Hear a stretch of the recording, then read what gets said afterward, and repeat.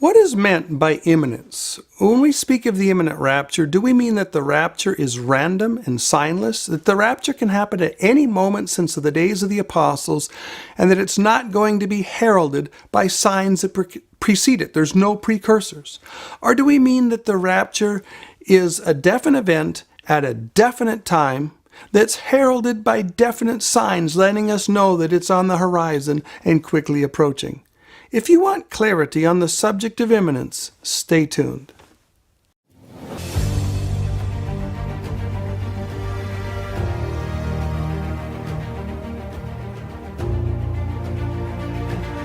Hi there, I'm Lee Brainard. Welcome to Soothkeep and another edition of Prophecy in the Crucible. My mission is truth, particularly truth in the prophetic arena.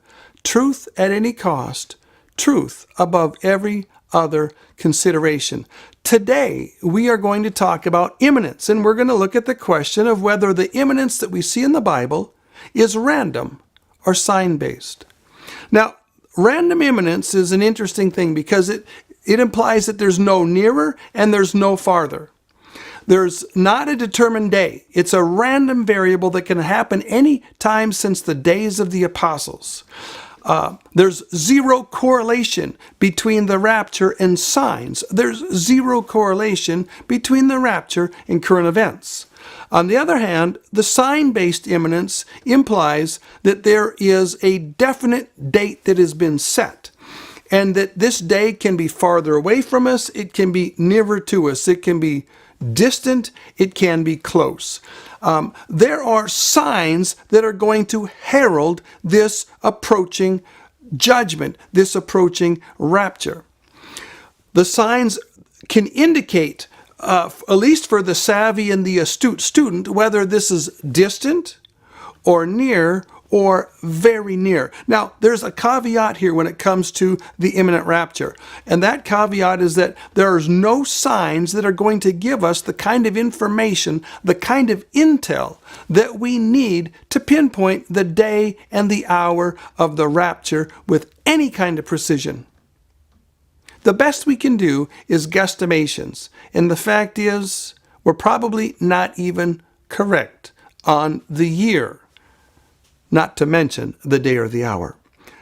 Now, personally, I don't regard date setting as heresy. I don't get really bent out of shape when people start setting dates, even if they append on it that they're certain this date is the date of the rapture.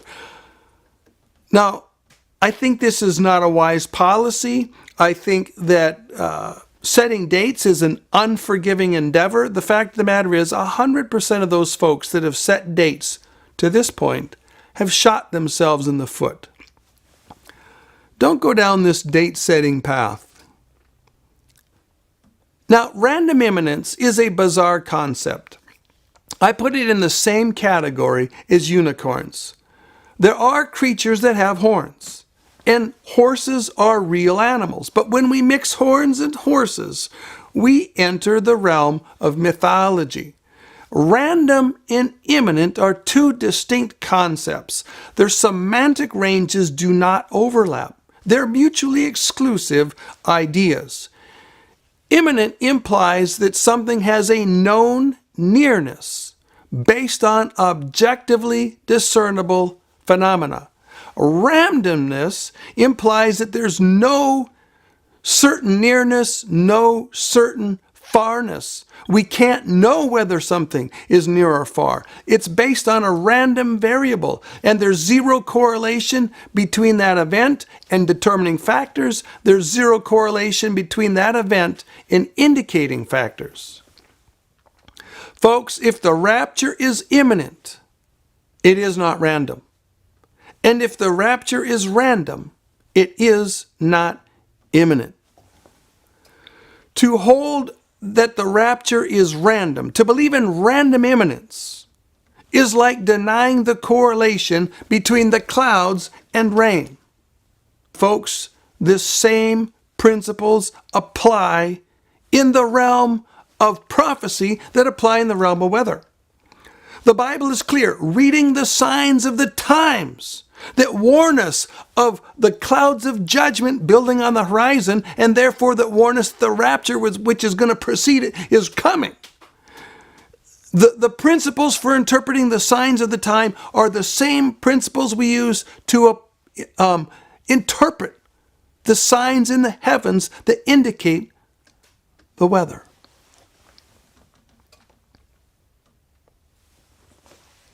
The truth is, using the term imminent to refer to a random event is unique to a small set of dispensational theologians to whom the rapture is an event that has no signs and no precursors. This is a unique understanding that's only held by a few people. This is not how the word imminence is normally used in the English language. Now, there are three things that you need to know if you're going to have a robust understanding of imminence as is taught in the Bible. You need to understand, first of all, that the day and the hour of the rapture are established by God. It's a definite date. You need to know, second of all, that imminence is sign-based, and you need to know, in the third place, that there are degrees of proximity. In other words, there's degrees of imminence. So let's start with the first point, that the day and the hour are set. The rapture is not random. In Acts 17:31 we read that God has appointed a day in which he will judge the world in righteousness by that man whom he has ordained. Now think about what this passage has just said. God has ordained or appointed a day. He's appointed a day. It's a definite day. It's not a random day. He's not spinning the roulette wheel to see if today is going to be the day of the rapture. It's a definite day. And we have a corroboration to this in Revelation chapter 9, verses 13 through 15, where we read, "The sixth angel sounded, and I heard a voice, saying to the sixth angel, Loose the four angels which are bound at the great river Euphrates. And the four angels were loosed, which were prepared for an hour, a day, a month, and a year, to slay the third part of mankind." Did you catch that? These angels were appointed for an hour, for a day, for a month, and a year. You can't get more precise on this. That day is determined.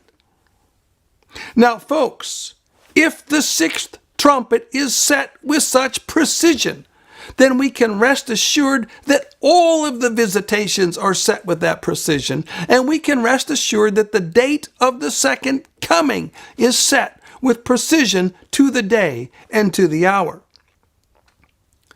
Now, if the second coming is set with day and hour precision, and the rapture bears a fixed relationship to the second coming, which we know it does, the difference between the rapture and the second coming is 7 years plus a window of unknown length. That window might only be a few weeks or a few months. It could be a year or two. I've got dear brothers that believe that window is 3 or more years. It doesn't really matter how big that window is. There is a window. And this means that there is a definite correlation. There's a definite amount of fixed time between the rapture and the second coming. But here's the rub. We can't know the day nor the hour. God has arranged that the way the information is presented in the Bible is presented in such a way that we are looking in a brass mirror dimly. We can see the events lining up. We can see the events piling up.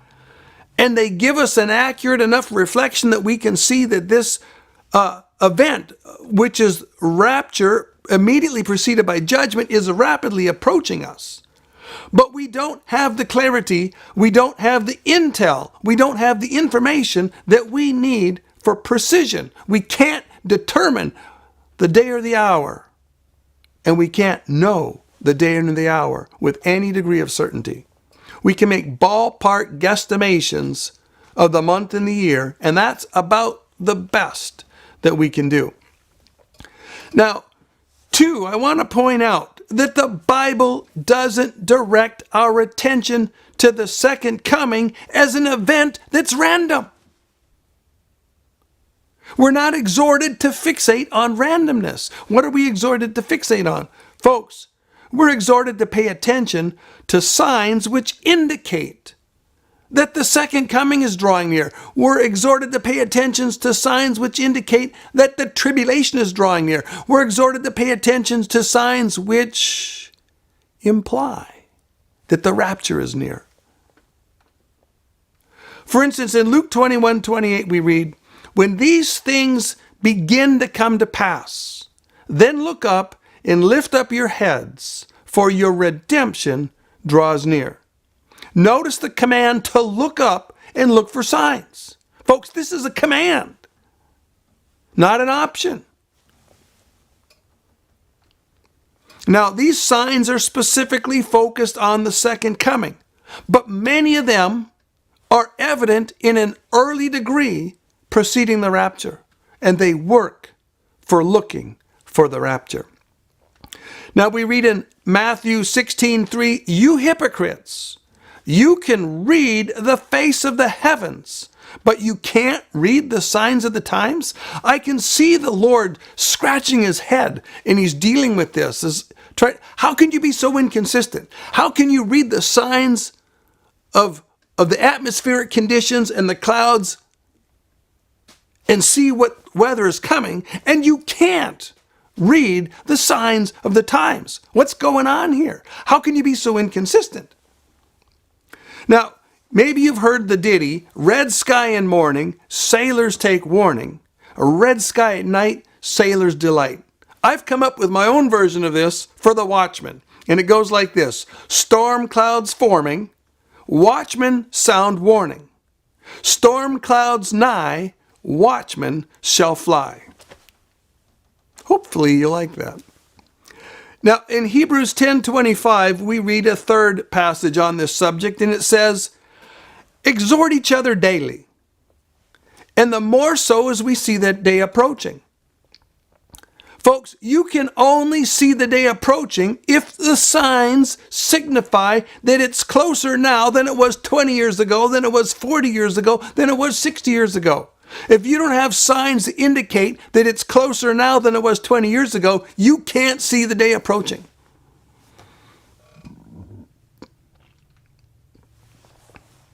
And the fact is, the rapture is closer today than it was in 1948. And the fact is, the rapture is closer than it was in the 70s and 80s when there was a massive flurry of prophetic literature and people got excited.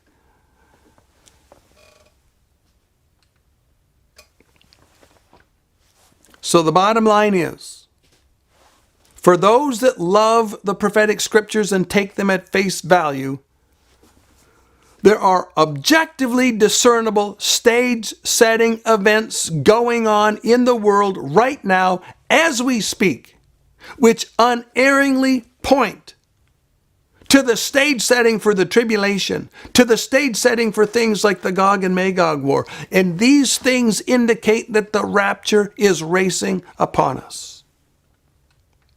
Now, the third point is that imminence comes in degrees. A lot of Christians do not understand this at all. The best way to illustrate this is to talk about volcanoes. The early signs of eruption for a volcano include things like earthquake swarms and gas venting, and these are often followed by things like steam vents and ash venting. But these signs can go on for months or years before an eruption actually occurs.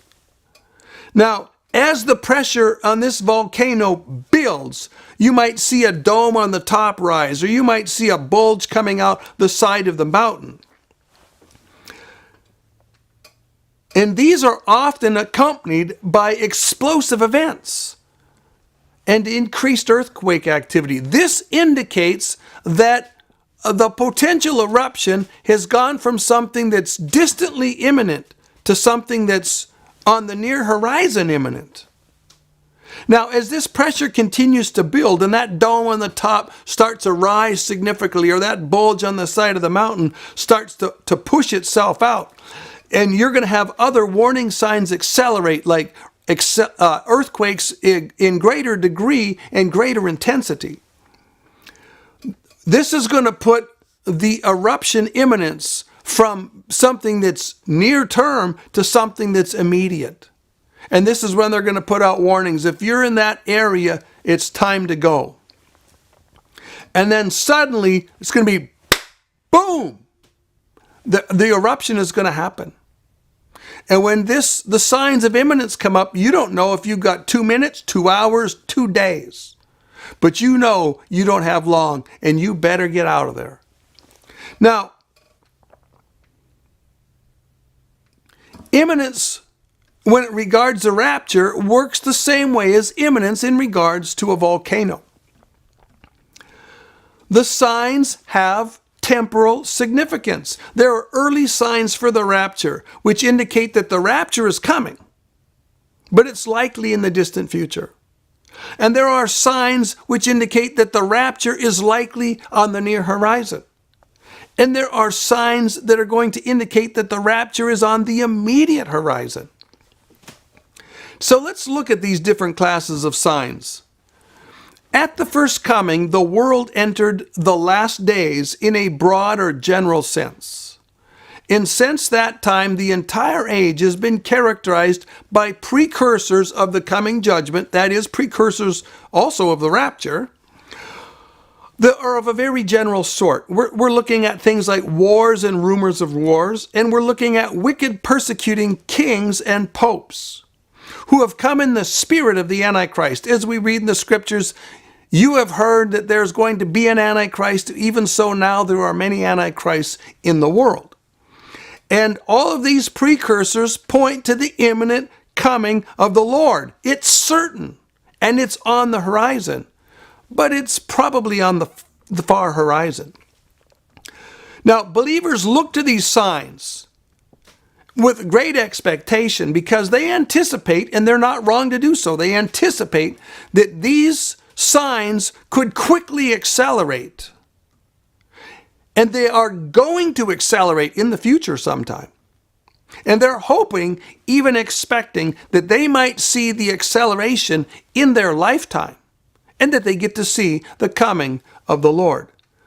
But none of these class of signs, none of them, point to nearness in the sense that it's immediately near or very, very near. They just point to nearness in a broader sense.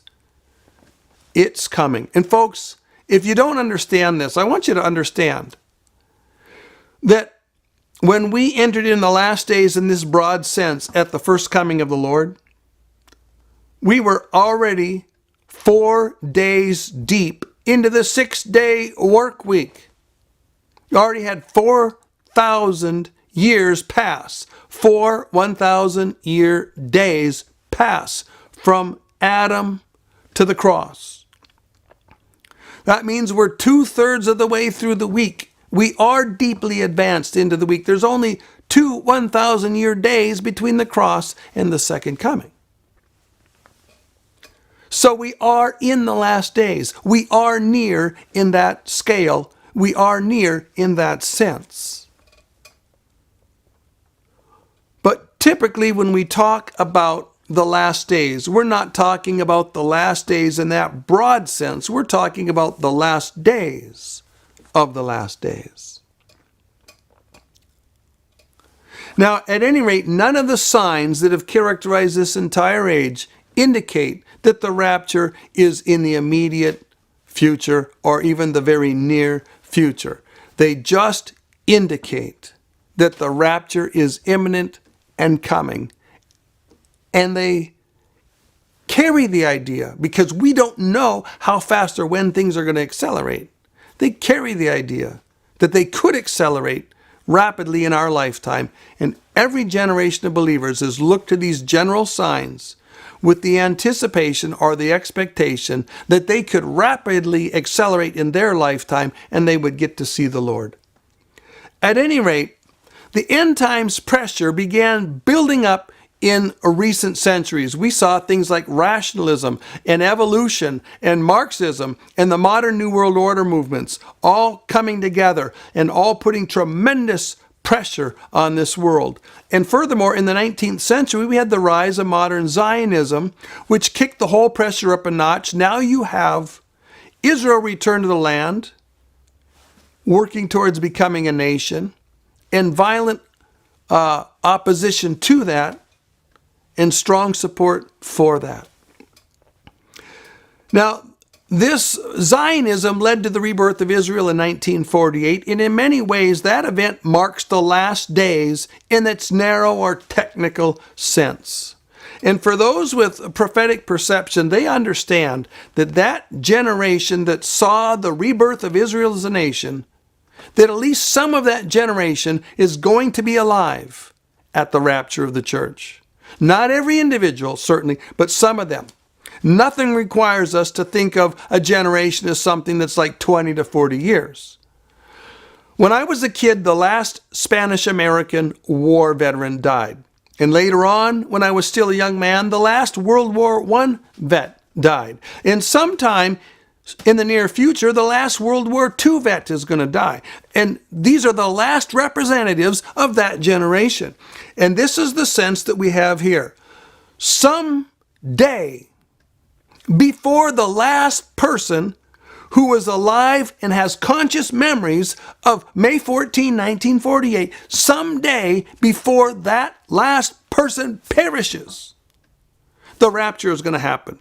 And to be honest, I think it won't be down to just one person. There'll be hundreds, maybe thousands of these people still on the planet. I like to say that the rebirth of Israel is in many ways a fuse for everything else that's happening in the prophetic arena. Now, in more recent years, we have seen the rise of neo-paganism. We've seen the rise of the same kind of perversion that roiled the earth in the days of Noah. We've seen the rise of horrendous anti-Semitism, and we've seen the global elite rolling out their plan to impoverish and depopulate the world. And we've also seen the population just starry-eyed, glassy-eyed, foggy-minded, not really seeing what's going on. Now, the truth is, if you don't understand this, the New World Order elite are planning to bring economic parity between the nations. And they are going to eliminate all classes in society except for two. They're going to have the vast majority of the planet is going to be the serfs, and there's going to be a tiny class of overlords that are fantastically wealthy and powerful. Now, all you have to do is look to Europe, look to Canada, look to Australia, look to New Zealand, look to America, look to China, and you see this New World Order stuff rolling over countries like a juggernaut. And 3 years ago, who saw this stuff coming? There was only a few prescient prophecy teachers who compared these obscure New World Order trends with Bible prophecy and saw this stuff coming. Some of us saw much of it coming, but there are aspects of this that few of us, maybe none of us, saw coming.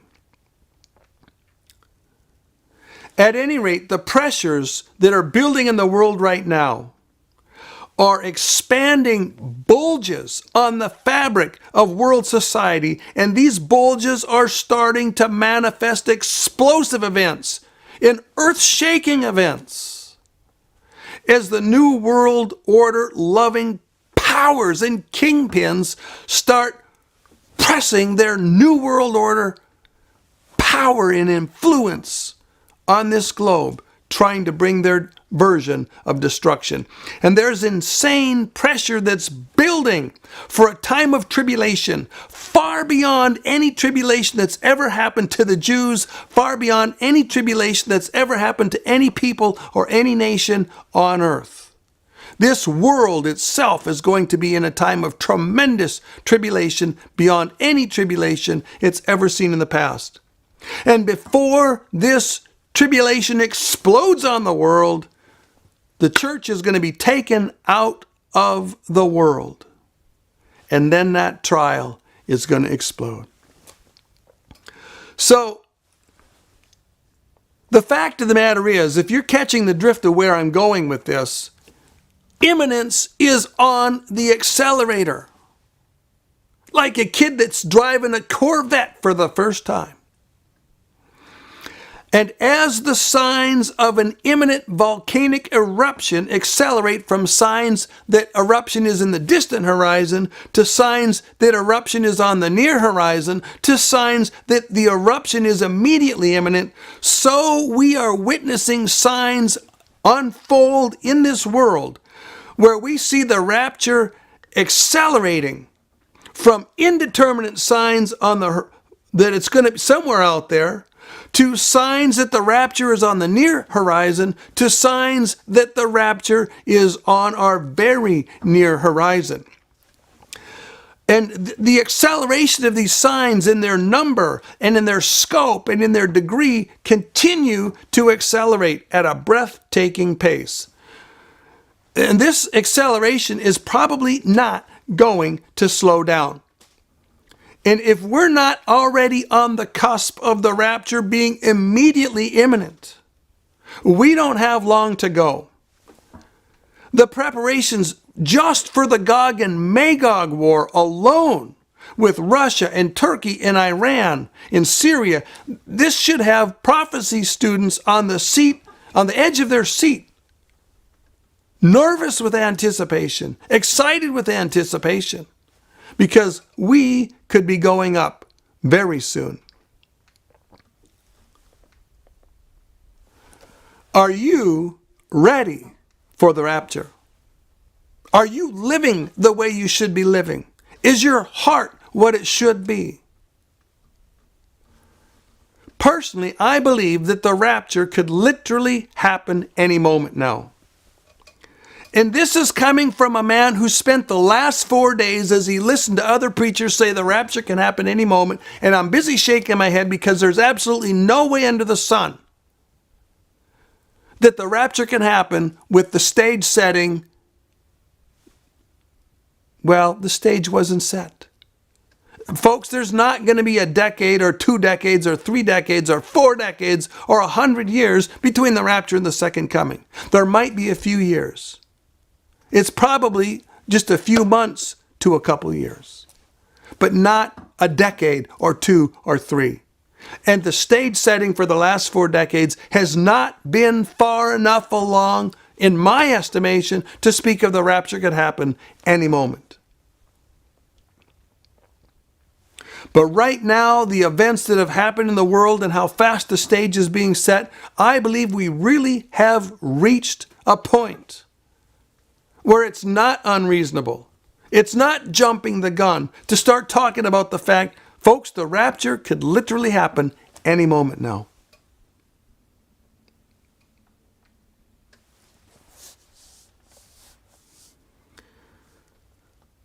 Now, we mentioned about the window that's going to happen between the rapture of the church and the beginning of the 70th week. And how long is this window going to be? Good men vary from a few weeks to a few months to a few years. The one thing we do know, that window has to be long enough for a believing remnant to arise in Israel and get with God's program and seek Him for deliverance. So the rapture has to allow time. There has to be enough time, in other words, between Gog and Magog and the rapture, so that after the rapture of the church, a believing remnant rises up in Israel, and believing Israel seeks God's face for deliverance from Gog and Magog. That's how much time we need to have. And they are going to seek God, Because they're going to realize when you see the most massive army ever assembled in the history of the world to that point, gathered against Israel, she's all by herself. America and Israel's allies are on the sidelines. And Israel has nowhere to turn but God, and they are going to turn to God. And they're going to cry, "Where is the God of Moses? Where is the God of Elijah? We need you." And God's going to say, "Here I am." And he's going to roll up his sleeves and he's going to go to war.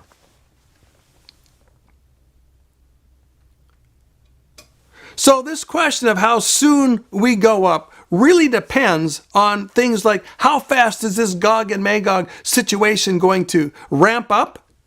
And how big is this window between the 70th week and the rapture of the church? Are we going to go up days before Gog and Magog? Are we going to go up months before? Are we going to go up 1 or 2 years before? I really don't know for sure. Although I suspect it could be 6 months to a couple years. But at any rate, folks, things are ramping up fast. It's time to make sure the seatbelt of your heart is buckled, because soon we're going to fly. And you're not going to feel the G forces, but you are going to feel the R forces. Eyes wide open, brain engaged, heart on fire. See you next time.